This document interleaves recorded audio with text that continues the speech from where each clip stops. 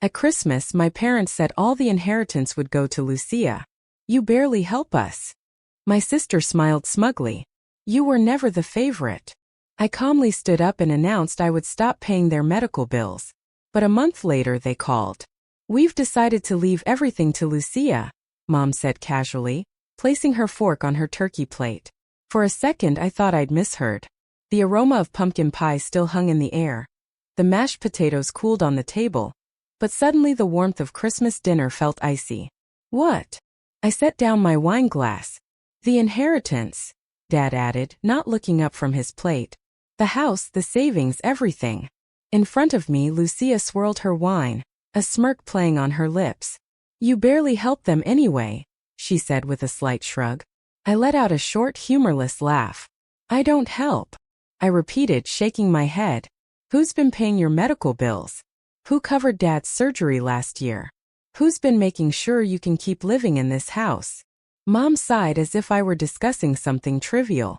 We never asked you to do that, Iker. And then I felt it. The years of doing everything for them, the nights calculating how to cover my own expenses while still sending them money, how Lucia never lifted a finger, yet always received the praise. I could still hear her voice from years ago, clear as day. Mom, look, he's crying. I was 10. I'd fallen off my bike, scraping my knee so hard blood dripped onto the pavement. Lucia, just 7, stood nearby, arms crossed, watching as I struggled to get up. Mom barely looked up from her magazine. Oh, stop whining, Iker. Lucia is the strong one in this family, not you. Dad just grunted in agreement. Even then, Lucia was their golden child. And me? A useful resource. Nothing had changed. I ran a hand over my face, forcing myself back to the present. You're joking, I asked, my voice chillingly calm. You call me every time you need me to cover something. You literally said you'd be in trouble without my help. Lucia rolled her eyes. You always make such a drama out of everything.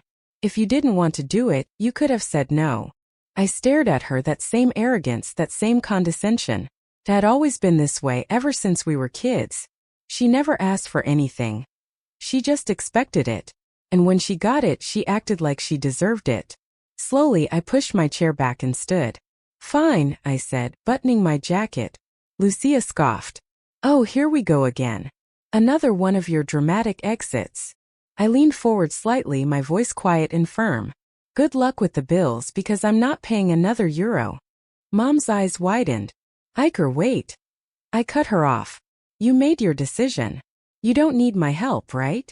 Well, now you won't have it. I turned to Lucia. I hope you're finally ready to work for something in your life. Her smirk vanished. You can't just leave. Watch me. And I did. For the first time in years, I walked out of that house without feeling like a doormat, without feeling used. A month later, my phone rang. I looked at the screen, already knowing who it was. Mom. I let it go to voicemail. A minute later, it rang again. Then again. On the 5th try, curiosity won. I sighed and answered, keeping my voice as neutral as possible. Iker, darling. Mom's voice was softer than I'd ever heard it. We need to talk. I leaned back in my chair, rubbing my temples. I just finished a 12-hour shift at the hospital, and my body screamed for rest. I'd barely made it home, kicked off my shoes, and poured a drink when the phone started its incessant ringing. About what? I asked coldly, already knowing the answer. There was a pause, then a sigh. Lucia is having a hard time, and we could really use your help. I almost laughed. My help, you mean money, don't you? Oh, Iker. There was a shuffling sound on the other end, and then Dad's gruff voice took over. Listen, Iker, he said impatiently. We know things got out of hand at Christmas, but let's be realistic. You've always been the one taking care of these things. We're your parents. You can't just walk away from us. I clenched my jaw, the weight of exhaustion settling on me. Yes, I can. Silence. Mom tried again, her tone laced with fake warmth. Iker, we raised you. We gave you everything. I let out a bitter laugh. You gave me a childhood filled with guilt, and a life of impossible expectations. I interrupted. Meanwhile, Lucia was always your untouchable princess. Well, guess what? Now she can take care of you. There was a pause, and then Mom's voice cracked. She can't. She has no money. And there it was, the truth. Lucia was of no use to them, but I was. And now, for the first time in their lives, they had to face the consequences of choosing the wrong child. I became a doctor because I wanted to help people. I spent years scraping by in medical school, enduring brutal 16-hour shifts as a resident, surviving on coffee and 2 hours of sleep.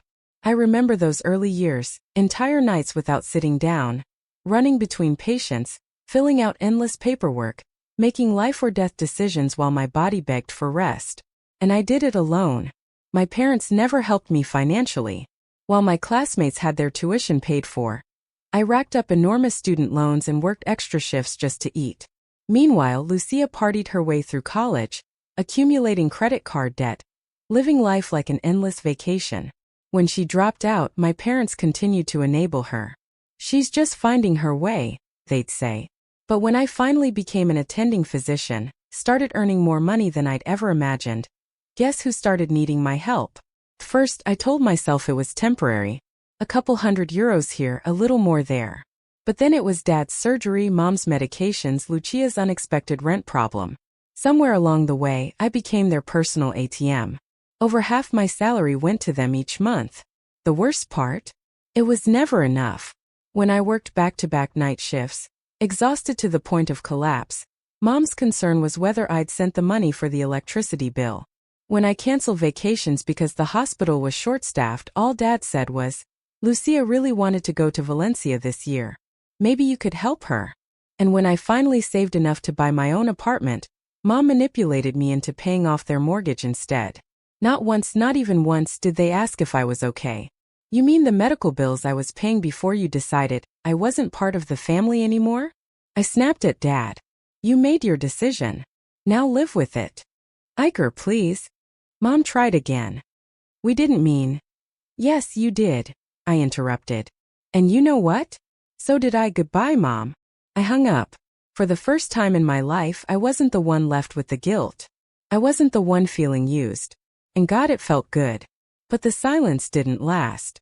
For 2 weeks after that call, my parents tried every trick in the book. First, Mom's guilt-tripping texts. "We're having such a hard time, Iker. I don't know how we're going to pay for your father's medicine this month." Then the fake concern. "You're working too much, darling. Don't you think you're becoming too cold? We just want to talk." When that didn't work, they moved on to outright demands. "You're a doctor, for God's sake. Money means nothing to you. But we're your parents. You owe us." I ignored every message. And then Lucia called. I stared at the phone when I saw her name on the screen. Since Christmas, she hadn't tried to contact me. Not a single text, not a single call. And now suddenly she was calling me? I answered out of pure curiosity. "Took you long enough," she snapped as soon as I picked up. "Seriously, are you ignoring Mom and Dad? You're acting like a child." I sighed. "What do you want, Lucia?" "I want you to stop being so selfish and fix this mess. Mom's freaking out. Dad's stressed. And I don't have the money to cover all their expenses, you know." I smiled wryly. "Maybe you should have thought about that before you gloated about getting the inheritance." Silence. Then she huffed. "Oh my God, you're so spiteful." "Spiteful?" I repeated, my voice dangerously low. "Let's talk about what's truly spiteful. Spiteful is accepting my money for years without a single thank you. Spiteful is sitting there at Christmas, smirking while Mom and Dad cut me out of the will after I paid off their entire mortgage. Spiteful is only calling me now because your perfect little plan is falling apart. That's not." "Yes, it is," I cut her off. She took a deep breath, switching tactics. "Iker, look, I get it. You're angry. But you're still part of this family, and family helps each other." I laughed. I actually laughed. "No, Lucia. I was an ATM, not family. An ATM stop working when you try to withdraw too much." I hung up before she could say another word. That should be the end of it, I thought. Maybe they'll finally take me seriously. But I underestimated just how far my family would go out of desperation. It was a Tuesday night when it happened. I just finished a grueling shift at the hospital. My hands still smelled of antiseptic. My feet ached after being on them all day. I was exhausted, barely able to keep my eyes open as I pulled into my building's garage. And there they were. Mom, Dad, and Lucia standing right outside my building waiting for me. I gripped the steering wheel tightly. This can't be happening. I parked and got out of the car, keeping my expression unreadable. Iker. Mom rushed towards me as if nothing had happened, trying to grab my arm. I took a step back. What are you doing here? I asked coldly. We need to talk, Dad said curtly. No, we don't. I brushed past them, heading straight for the entrance. Iker.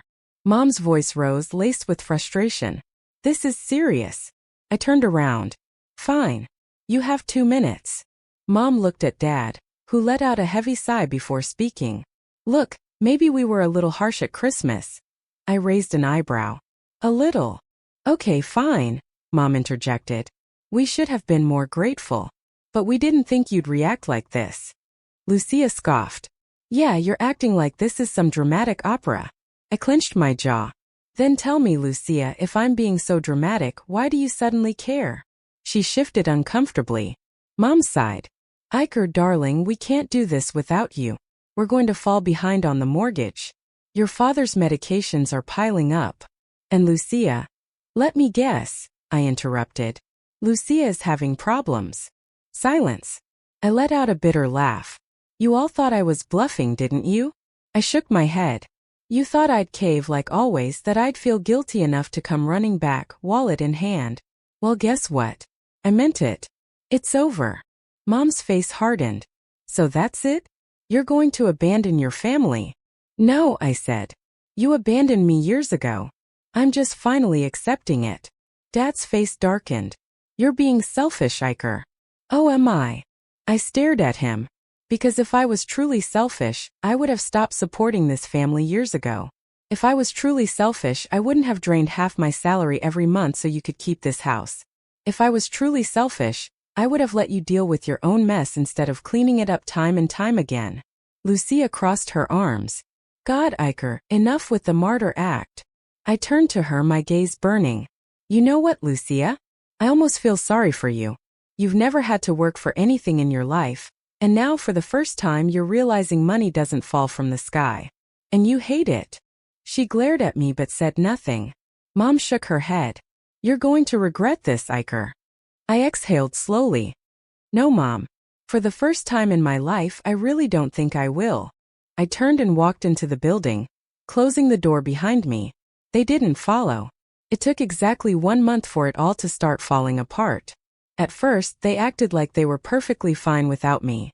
Mom sent passive-aggressive texts about how they were managing and how Lucia was taking on responsibilities. I ignored them, and then reality hit. One night, while finishing my shift at the hospital, I received a text from an unknown number. Lucia?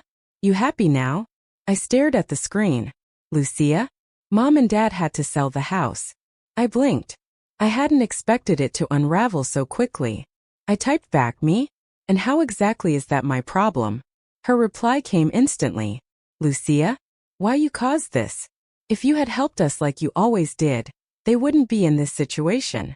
I exhaled, rubbing a hand over my face. They really thought I was the villain here. A week later I learned the details. Mom and Dad had completely drained their savings trying to keep up with the mortgage after I cut them off. Bills piled up. Dad's medications, overdue utilities, property taxes. Lucia, despite all her bravado, couldn't afford to contribute a cent. And since they had absolutely no backup plan, they were forced to sell the house just to stay afloat. I didn't get this information from them but from Uncle Roberto, Mom's older brother. You did the right thing, kid. He told me over the phone. Your parents have been irresponsible with money for years. They were just using you as a safety net. And where are they now? In a cheap rental across town. Now that the inheritance is gone, Lucia's losing her mind. I smiled grimly. Of course she is. For the first time in her life, she's facing consequences. The Lucia meltdown 2 days later, Lucia showed up at my apartment.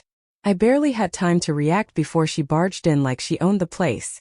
You ruined everything, she shrieked, throwing her purse onto my sofa. I leaned against the kitchen counter, crossing my arms. Hello to you too. Don't you dare, she spat. Do you have any idea what you've done? Mom and Dad had to move into some disgusting rental because of you. The inheritance is gone. And, I said indifferently. Lucia's face turned crimson. And we had a plan. Mom and Dad were going to leave everything to me and I was going to… She stopped abruptly, pressing her lips together tightly. I raised an eyebrow. And you were going to what, Lucia? Silence. Then suddenly I understood. Oh my God. I let out a laugh. You were going to keep the house and sell it, weren't you? Take the money and run. Her expression gave her away. That was exactly her plan. She never wanted the house for sentimental reasons. She just wanted an easy payday. And now that it was gone, she had nothing. Get out of my apartment, I said flatly, suddenly exhausted. Iker. I said get out. She glared at me before grabbing her purse. You think you're better than us just because you have money. You're selfish, Iker, just like those snobs you work with. I shook my head. No, Lucia. I broke my back for this. I built my life from the ground up, while you sat around waiting for it to be handed to you. And I'm done letting you treat me like an ATM. For once she had nothing to say. I opened the door, and after a long silence she stormed out. The last plea from Mom. A few days later it was Mom's turn. She called while I was on my lunch break at the hospital. Iker, she began, her saccharine voice dripping with fake sweetness. What do you want, Mom? She sighed dramatically. This isn't easy for us, you know. We lost the house. We have nothing left. Don't you feel even a little bit guilty? I took a bite of my sandwich. No silence. And then came the real reason for her call. Listen, darling, I was thinking, your apartment is so big, and you live there all alone. Maybe your father and I could stay with you for a while? Just until we get back on our feet. I almost choked on my food. Absolutely not. Her voice hardened. Iker, don't be ridiculous. Mom, I interrupted. You made your decision. Now live with it. She let out a strangled sound. How can you be so cruel to your own parents? Cruel. I repeated. You used me for years. You lied to me. You let Lucia walk all over me and never defended me. And now you expect me to welcome you into my home. We're your family. No, I said coldly. I was an ATM to you. And now that the money's gone, so is your interest in me. Silence. And then she started to cry. But I didn't feel guilty. Not this time. Goodbye, Mom. I hung up. Freedom. It took years, but I was finally free. No more paying their mortgage. No more covering Lucia's debts. No more constant guilt, manipulation, or fake love that only lasted as long as my bank account was open to them. For the first time in my life, my money was mine. I finally started saving. Really saving. I traveled. I took time off work without feeling like I was leaving my family in crisis. And best of all, I felt lighter. They had drained me dry for years. Now they were learning what it meant to live without me. And you know what? I didn't miss them. Not one bit. It's been 6 months since I cut them off. 6 months of silence. 6 months of peace. For the first time in my life, I had control over my own money, my own decisions, my own future. No more guilt-tripping texts. No more desperate calls. No more feeling like I owed them my existence simply because we shared DNA. And you know what? I thrived. Without them. A life unchained. At first, it was strange. 4 years, I'd structured my life around their needs. My paycheck was never truly mine. There was always another bill, another emergency, another Iker, we need you. So when I finally had financial freedom, I didn't even know what to do with it. I remember one night, sitting in my apartment, staring at my bank account. For the first time in years, it wasn't empty. In the middle of the month, I had savings. Real savings. And that's when it hit me. I could finally live for myself. So I did. I finally took that vacation I'd always postponed. 2 whole weeks in Italy, eating my way through Rome, drinking wine in Tuscany, hiking the trails of Cinque Terre. I renovated my apartment, decorated it to my taste. I cut back my hours at the hospital, giving myself time to breathe instead of working myself to exhaustion just to keep my family afloat. I was happy. And best of all, I didn't miss them.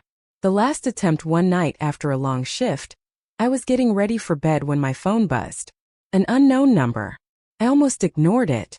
But something told me to check. It was a text. Lucia. Iker, please call me. It's important. I stared at the screen, debating. Is she sick? You're a doctor, you should care. I sighed. I cared for years, Lucia. I paid for everything. I kept them afloat while you did nothing. And now, after months of silence, you suddenly want my help again? There was no reply. I didn't expect one. And I didn't write back. Choosing myself, I never learned what happened to Mom and Dad. Not because I didn't have the means to find out, but because I chose not to. I chose to choose myself. And for the first time in my life, I didn't feel guilty about it. Because here's the truth. I spent years sacrificing for them, and they never appreciated it. They took and took until I had nothing left to give. And when I finally said no, they turned on me. So now they could live with their decisions and I would live with mine. A life without them. A life where, finally, I was the priority. And you know what? It was the best decision I ever made. Update. Responding to your comments. Hi everyone. Just wanted to come back and thank you all for the support and advice. I honestly didn't expect this to go so viral. But reading your comments really helped me process everything. To those who shared similar experiences, you are not alone. Cutting ties with a toxic family is never easy. But sometimes it's the only way to reclaim control of your life. Did I do the right thing? Many of you asked if I feel guilty if I regret my decision. The honest answer? No. Not one bit. For years I gave while they took without a second thought. They made it clear they didn't value me as a son, as a brother, only as a source of money. And the moment I stopped giving, they discarded me. So no, I don't feel guilty. Feel free. But I do wonder, was I too harsh? Could I have handled this differently? I'd love to hear your thoughts. To everyone who supported me, thank you. Truly. Some of your comments made me feel more validated than my own family ever did. Seeing so many people say, "You did the right thing," helped me silence that little voice in my head that tried to make me feel guilty. Many of you pointed out that my family was never really family, just takers. And realizing that, while painful, was also liberating. If you're also trapped in a similar situation, don't feel guilty for wanting to walk away. Remember this. You don't owe anyone your financial stability or your mental health. Your life is yours. To those who called me selfish, I saw some comments saying things like, "They're still your parents, you should have helped them. You're a doctor, money means nothing to you, why not give them something?